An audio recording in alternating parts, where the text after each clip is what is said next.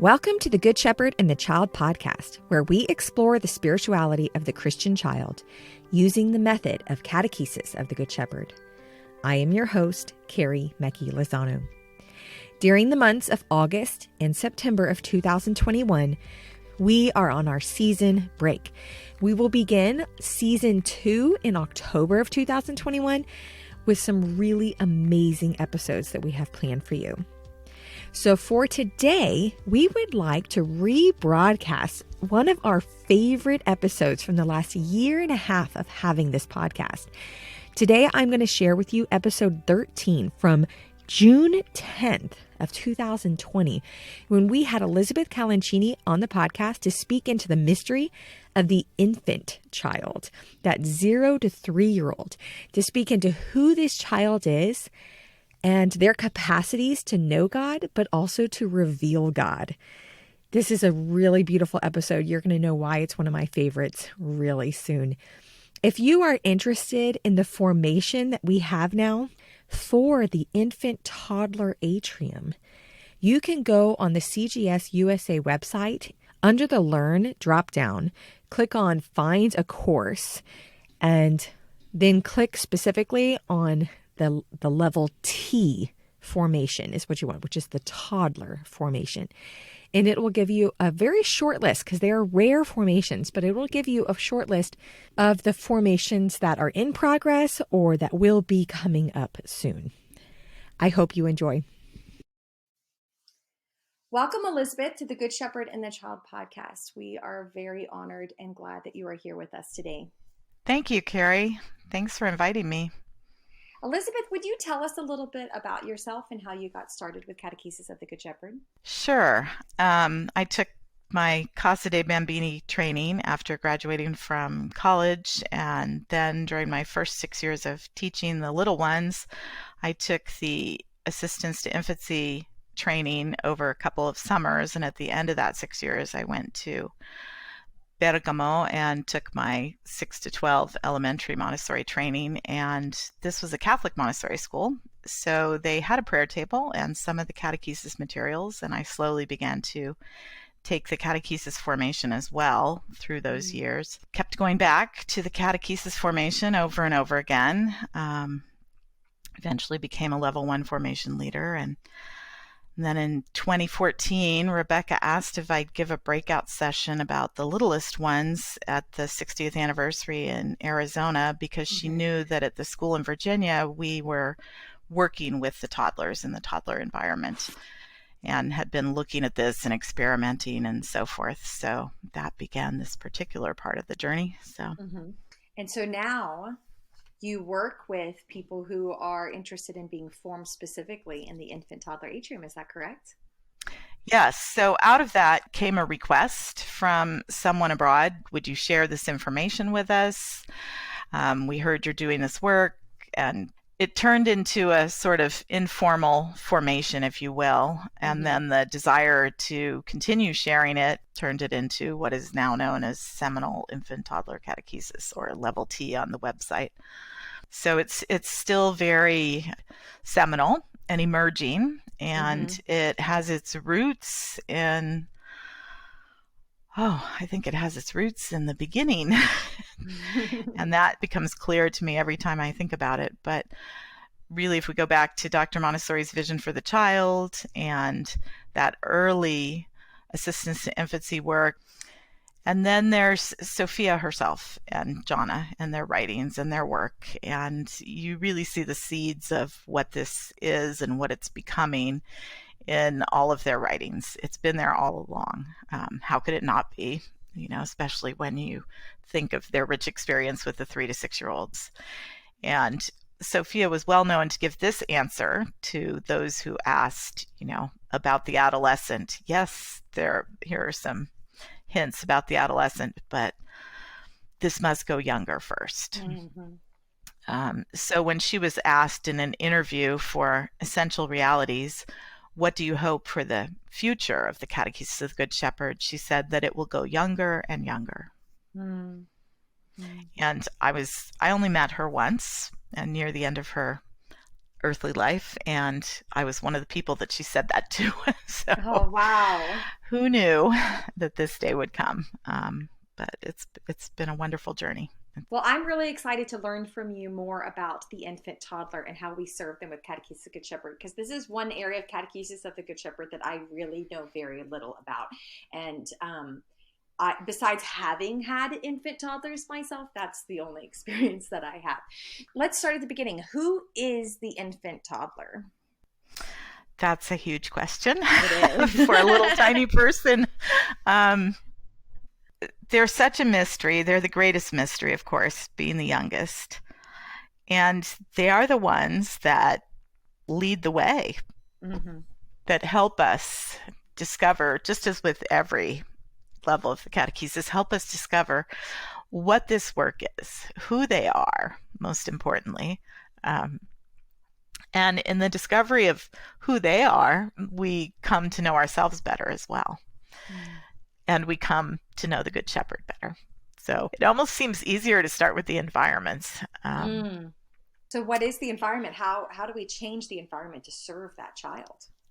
So to first recognize who they are and what their environments are, it's a little different in this age group. So what are the environments we have for the child in level 1, 2, and 3? We have a set atrium environment that looks different in every culture and setting, but it's still, we know that canon well by now. What would that environment contain, and that it's a place of prayer with particular materials lifting up these themes of liturgy and scripture. For the littlest ones, it's different, because what could we say is their first atrium, their first physical environment? The womb? The womb. So we have the womb, the home, the church, and then we also have a possibility of having, and this is a part of this that really needs to be infleshed even further, a nido atrium. That's the Italian word for little nest. And when you take the Assistance to Infancy AMI course, you learn about that environment as well as a toddler environment. So a nido would be for children who are just sitting up or even scooting or crawling, but not yet walking steadily. And then the toddler environment is for children who are walking steadily, able to hold something up to age 3. So about 14, 16 months to age 3. So we're really looking at 4 or 5 different physical environments, which is a little different than the other levels, where we have the church, the domestic church of the home, and then the atrium for the child. And I think, during this time of the virus, we've seen this rise of the domestic church, which is really beautiful. And that recognition, again, of the parents as the first catechists. Yeah. And that's most particularly true for the children of age 0 to 3. In this seminal formation, it's important that we find ways, if the parents aren't in the formation or the grandparents of the children, to share with them this content. So it's a little different than the other levels in that respect, in that the parents are these catechists, but there's also catechists that can prepare an environment outside the home, just like we have in level 1, 2, and 3 for the young children, potentially 2 different environments.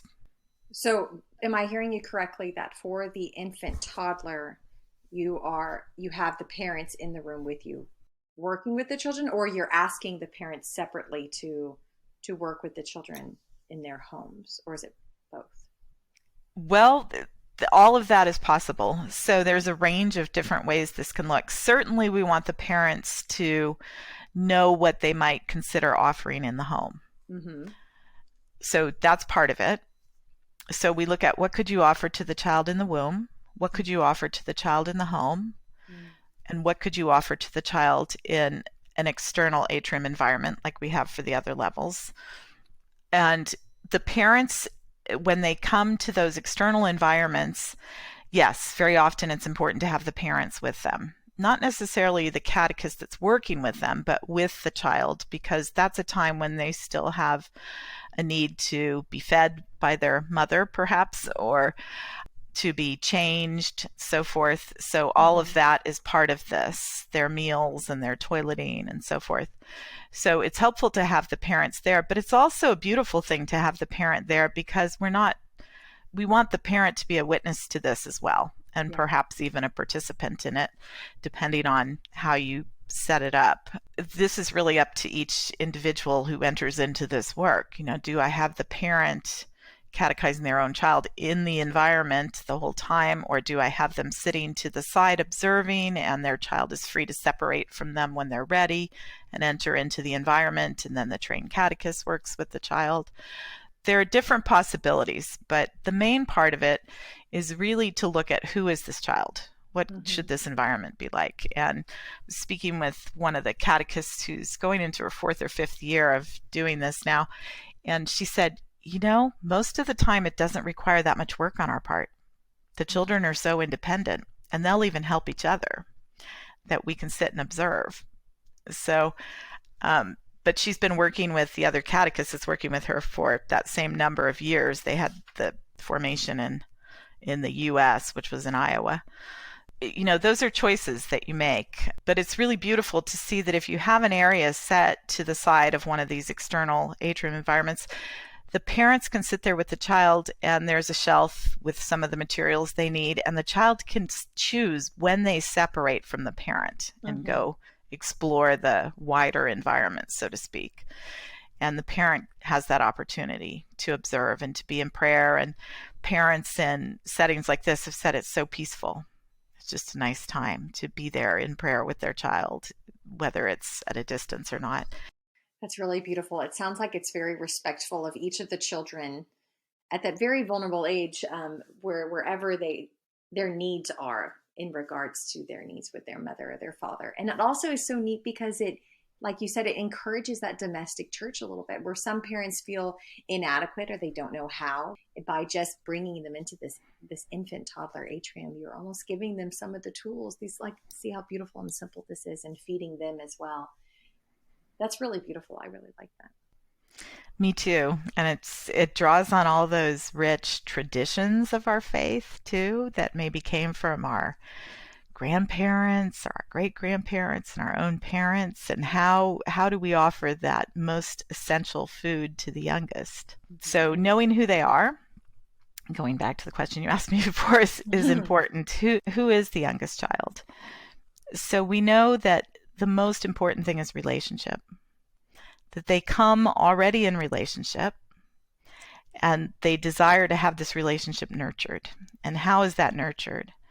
Through their activity, through movement, and through language, and through what we offer to them. Because they're the youngest, we have to look at what is most essential. So what is even more essential than what we offer in level 1? So if we take those same great themes and say, how can we offer them in an even more essential way? So that's the work that we were really doing at the school in Virginia, is looking at all 3 levels of the catechesis and saying, what are these themes? What is a way to offer these most essential imprints, this most essential language, these most essential experiences to the very youngest? And what did you find? Well, we found that because they're in the sensitive period for movement, they notice movement. So some of the things that we noticed they gravitated towards very early on are particular ways of moving, such as processing. They love to process. So what does that call on us as the catechist to provide? Something to process with.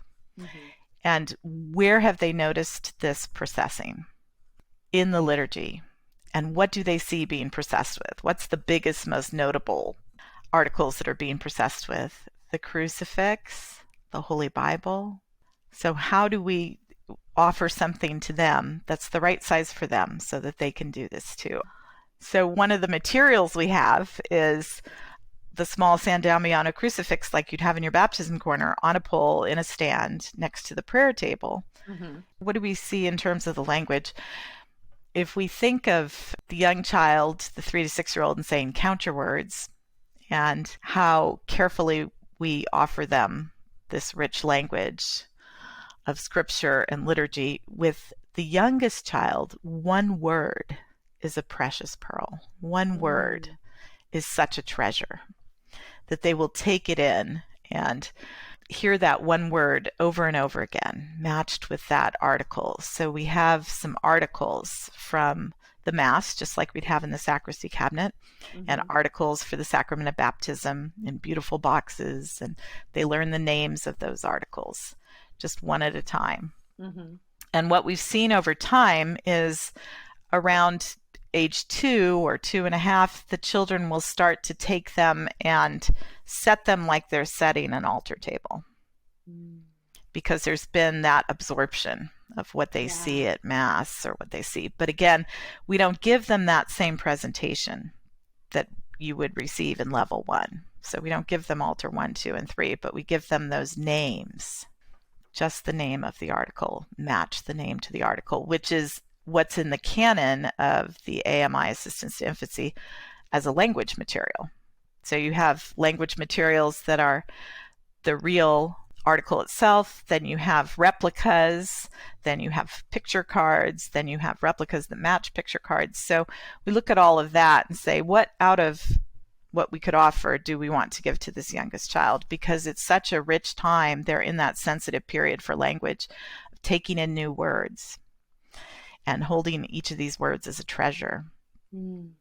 I like the way you called it a precious pearl. So like you're putting the chalice there on your little altar, and instead of giving a slight explanation like we would in level 1, you're just saying chalice, giving that precious pearl just the word. Right, but we don't even put it on the altar. We just lift that object out of a box and name it and put it down in front of the child so they can hold it. So it's a language presentation. If there comes a time when they would like to set it, like it's on an altar table, that's their work. So we're not doing that. That would be their discovery themselves at that point. And maybe they will end up doing that, and maybe they won't. Maybe that will be something they don't do until they're in the level 1 atrium and they receive that presentation. But we do see them arriving at that point where they spontaneously do that themselves. And a catechist described to me how a young child who particularly loved baking bread in the Toddler Atrium and always worked with the Mass articles, came and opened the box and took out the chalice and went around to every other child in the room saying, the blood of Christ, and holding out the chalice, and then went back to the table and took the paten and went around and said to all the other children, the body of Christ. Now, that's not language that was offered to that child with that material or even with any other presentation in that level atria. But where would she take in this language and that movement of those sacred vessels? In the liturgy. So that's her making that connection, that discovery, and having the freedom to do that because she has the material, right? So it's very communal. And that's the reason why we would say, why not just offer whatever you're going to offer in the home? Why have an external environment for a child that young? But again, that's the same answer to the question we have for all the other environments, that it's a personal place of prayer for those children, a place where their prayer is not determined by the rest of their family or their parents or it's a place just for them, where everything is their size. It's for them. So it gives them that independence in their own prayer life. It gives them something physical to express what's going on inside of them, which we know from Sophie and Gianna that there is definitely something going on inside of them. Yes, and it's so fascinating. I just listened to this program about babies where they were talking about how they did this study to try and discover how is it that babies acquire language. And there are only certain animals that have the capacity to hear a language, either of their own species or another species, such as a parrot, for instance, and then mimic that language. And songbirds are one of these. So they studied songbirds and they found that the movement of the wings lit up in the brain right next to the same area that lights up for language, and that there's a connection between these two, between movement and language, that the way that a movement is acquired and refined and the way that language is acquired and refined have a similar, I guess, trajectory would be the right way to say it, and that this is also true in humans. It's fascinating because language is so complex, but yet we don't teach the young child every word. We don't teach them how to take every step. This is something that they themselves do. And how do we invite them to take that next step, to say that next word? By offering them a prepared environment, an environment that recognizes who they are and meets their needs, that knows what their sensitive periods are, that understands the characteristics of the young child, that knows that they have these religious capacities and needs even from that moment of conception, that they are in that relationship, that they are in a space of prayer. If we think about the womb and what it's like, before the child can even hear, they already are in this listening space, this silence, right? And then as they acquire the ability to hear, which is very young in the womb, what do they begin to hear? The mother's heartbeat, the waters of the womb, and then eventually the voices of the parents and music and so forth. But first, they're in that silent listening space, in that relationship with their Creator. So they're already in this atrium, this space of prayer, in the best position of prayer. And we know that even their movements, there's studies that show that when the mother puts her body in certain prayer positions, such as kneeling, the infant in her womb mimics that movement. Wow, I've never heard of that. That's amazing. So they're very sensitive to all of those things, to movement, to language. It sounds like the Infant Toddler Atrium does a really good job of meeting those needs, meeting those specific characteristics of the child, to that age child.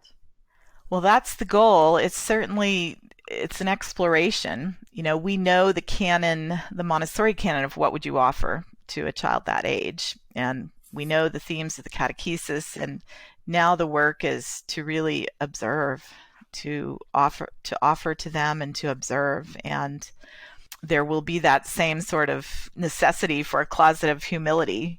Does everything we offer, is it a match? Or are there things that we put out and realize they don't need those? Really looking for what is most essential. So if I were to walk into an Infant Toddler Atrium, what would I see that would look similar or different from when I walk into a level 1 atrium? You'd see a prayer table. So if we think of our main 4 materials in a level 1 atrium, you would see a Good Shepherd. It would just be a little bit bigger and chunkier, less sheep. But you would see those 2, but you wouldn't see a baptism corner or a model altar. Instead, you'd have these boxes with those articles in them. You would also see something that takes up quite a big space in the room that you wouldn't see in, and this depends on space to one of these materials, but you would potentially see a movement material such as the bridge. If there wasn't space, you might not see that. But ideally, you would always see a communal eating table, communal meal table, which means every child in that atrium is able to sit down and have a meal at the same time together. So we know that we don't serve snack in a level 1, 2, or 3 atrium. The purpose of this is not just because these young children might be hungry during the time they're there, but it's really that communal place where they share together. So it's imaging that Eucharistic meal, but it's a shared meal with those children. And this is one of the things that most builds that community amongst them, because what happens in their home, hopefully they're eating meals with their family, they're seeing what this is like, but this is a meal where they're sitting down together after having prepared the table and even the food itself, and seeing how they can serve one another. And one of the things they love to do is clear the table and wash the dishes. So all that practical life is such a big part of this, and it's so satisfying to them to have that happen. And because if one child starts setting the table and another one sees, they all end up there, right? So that's one of the things that creates this community, is their own desire to come together, not just because it's food, but because it's that communal experience. A person I used to work with used to say that Jesus built community through meals. Like he would eat with people and build community with them. So us in ministry should do the same. It's like eat with people to build community. And that sounds like you're meeting the need of that infant toddler by community. They need community. They are communal at that age. And so you're meeting the need by bringing them all together to eat together. That's really cool. It is. Yeah. So I heard you mention the Good Shepherd and the articles of the Mass, like the chalice and the paten, and the articles of baptism and a prayer table. Are there any other Bible or liturgy presentations or materials that you have in the Infant Toddler Atrium? There are. So, for instance, if you think through your level 1 themes, what could we offer in terms of geography, prophecies, infancy narratives, paschal narratives? So we've looked at each of those areas and thought, what is most essential, and what could we offer to the littlest ones? And we found that one of the important things is not just what should we offer, what's most essential, but how we offer it makes a difference. So, for instance, to put out an infancy narrative with more essential verses, but instead of putting it on the shelf and taking it off the shelf and showing it to one child at a time, giving it a designated table for a period of time so the children can just go sit down and it's already there. And then retiring it to the shelf and putting out the next one, depending on how many we offer. Again, to give it that bigger invitation, if you will. It's there, it's ready for them, it's at a table. To have a prayer card making table. So hopefully that's something we see in every level atria, but the little ones love this just as much as the older ones. But of course, when they make a prayer card, it looks different than a level 3 child with their beautiful calligraphy. But what we're also finding is that even if they're just pasting an image on a piece of paper, or the catechist is writing a one-word prayer card for them and then they're decorating it with an image, that they often reach for the writing implement held by the catechist. There's this recognition of, I can do that work myself. I can write myself. And at that age, they have perfect pencil grip too. So what writing implement can we offer when that happens? So we don't put it into their hand and give a writing presentation per se, but if they reach for that, is there something we can offer them so that we can decrease and they can increase, and that becomes their work? What about being a catechist? What about that part of the environment? What does it look like to be a catechist for the infant toddler? Well, I think it requires the greatest discipline. To be with the youngest requires the greatest discipline, because it's not about, we're so used to, I have all these things to offer, all these things to teach. And we know that we need to be restrained with every age, right? Yeah.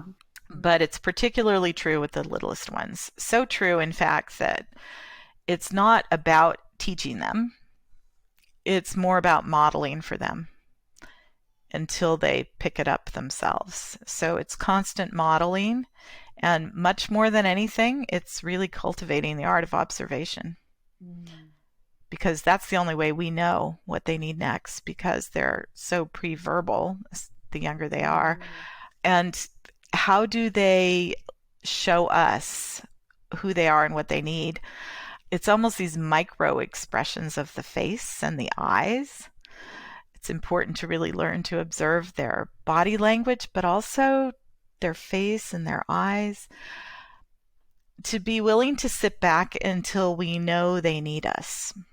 So, for instance, how would you know they need you? Maybe crying, or maybe physically crawling or walking over. But they also might just look at you. holding back until we're really needed. And then, even then, they might end up helping each other or finding a solution themselves. So we expect to see, just like we would for the 3 to 6-year-old, we expect to see wandering. But is wandering some sort of aimless, I'm just wandering because I need somebody to attach me to something? Sometimes, but it's also, we expect it. It's also the child moving through the room, listening for that invitation, looking for that invitation. And this is particularly true of the littlest ones. So for a 3 to 6-year-old, there are things that we wouldn't show them right away, right? So if they're looking for something and they take something off the shelf that they might not receive for a few years, we might show them how to dust it or name it for them, but we wouldn't necessarily have to give that presentation in that moment. For the toddlers, it's different. This is such an incarnate way that we expect them to be able to take anything off the shelf and work with it. So that calls on us to really prepare that environment with that in mind, because very often their early work is right at the shelf itself. Mm-hmm. They may take 4 or 5 things off the shelf, and leave them scattered throughout the room as they move around. So what you see at the beginning of the year versus what you'd see at the end or even in their second year in that environment is radically different depending on what they see modeled. So restoring that order is the work of the adults initially, and then the children begin to do it. And there's always that invitation for them, but there's not that expectation that you will sit still until I've given a presentation and then it's your turn. Mm-hmm. Mm-hmm. So once they reach out to touch something in a presentation, they're in touch with that material. So that's a moment for us to stop and step back and let them enjoy it. And then maybe the next moment will come at that time, and maybe it will come another day. For instance, flower arranging. Maybe they just like to hold the flowers and smell them. Maybe they put them in the vase without the water. That doesn't matter because they're engaged with the material. So there will come those later moments when they'll realize, oh, I can put some water in there first. So forth. This beautiful aged child is so good at seeing the beauty that's right in front of them and just being present with the beauty. And what a prayer that is in itself. Like what you were just saying with the flower arranging, like it's a prayer.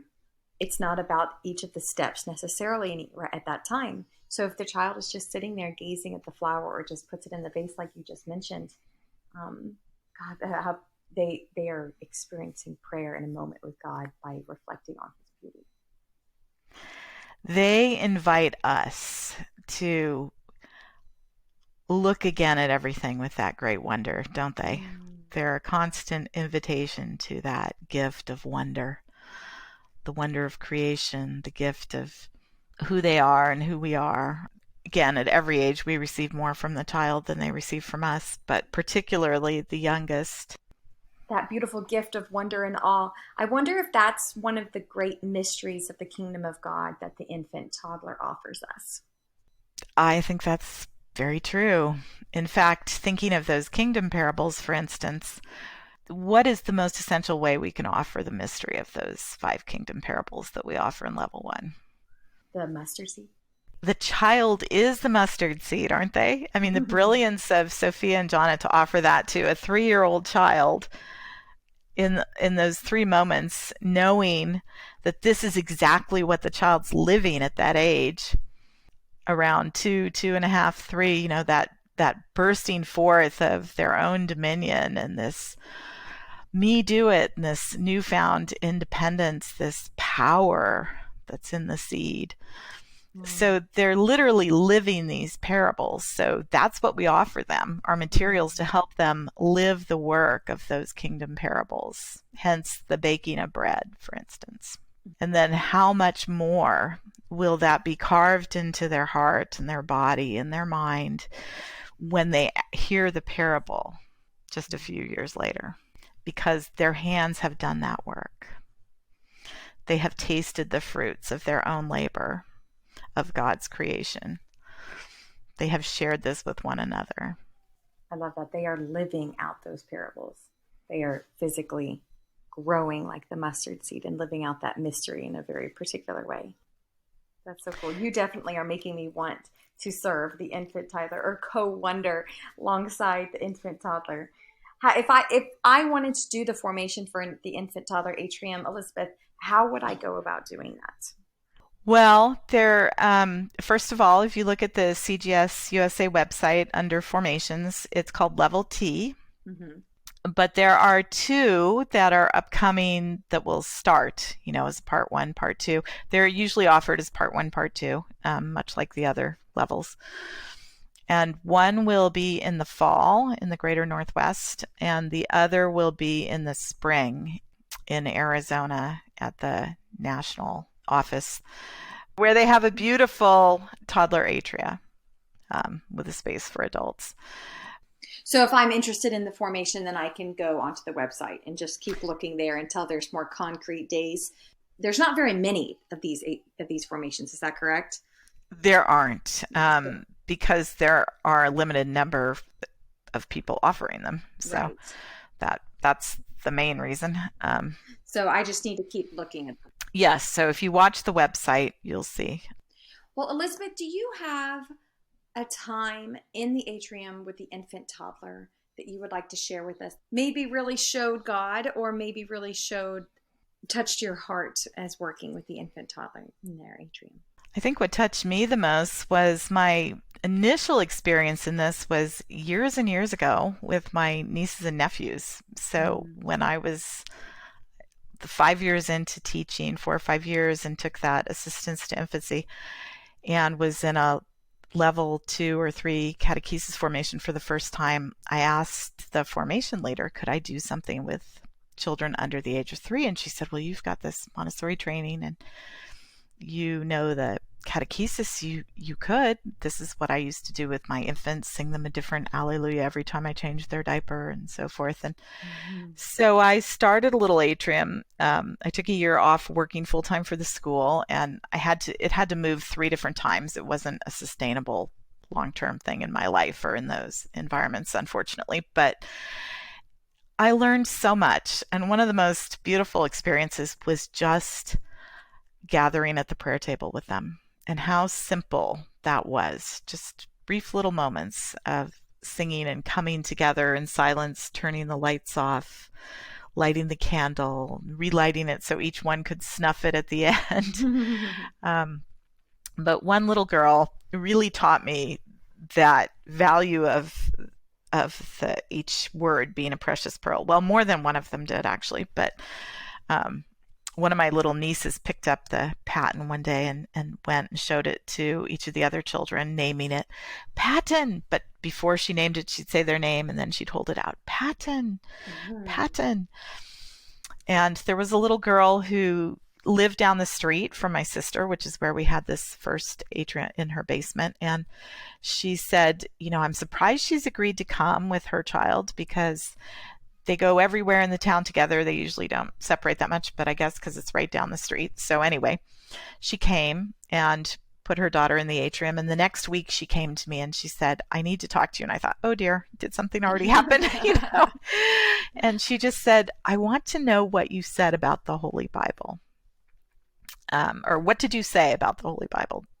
And I said, well, let me show you. And I invited her into the room, and I lifted the Holy Bible off the prayer table, and I named it the Holy Bible, and I placed it back on the prayer table. I said, that's all we did.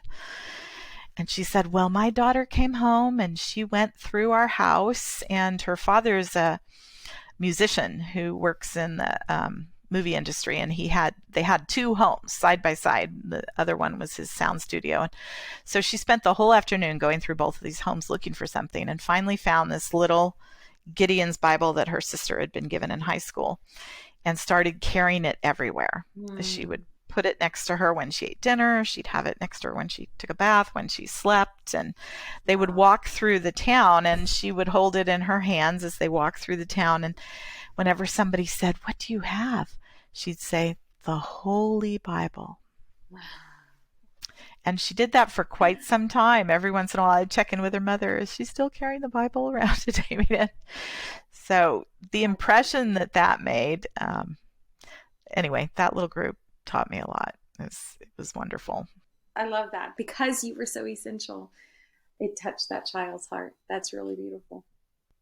Well, Elizabeth, thank you so much. Thank you so much for all the work that you have done for the infant toddler. You have done so much work, and we really appreciate it. And thank you so much for sharing your wisdom with us. We really appreciate you. Oh, you're so welcome. Thank you for this time. And thank you to all those generous parents and children and our ancestors in this work, so to speak, for the gift of this work. Yes, thank you so much. The Good Shepherd and the Child podcast is sponsored by the United States Association of Catechesis of the Good Shepherd. We would like to thank all the contributing members for making this podcast possible. If you would like to know more about Catechesis of the Good Shepherd or to become a member, please go to cgsusa.org. Thank you all for listening this week. In 2 weeks, we will have another of our favorite episodes from the last year and a half to share with you, and we will be back with brand new episodes in October of 2021. Go and fall more deeply in love with God.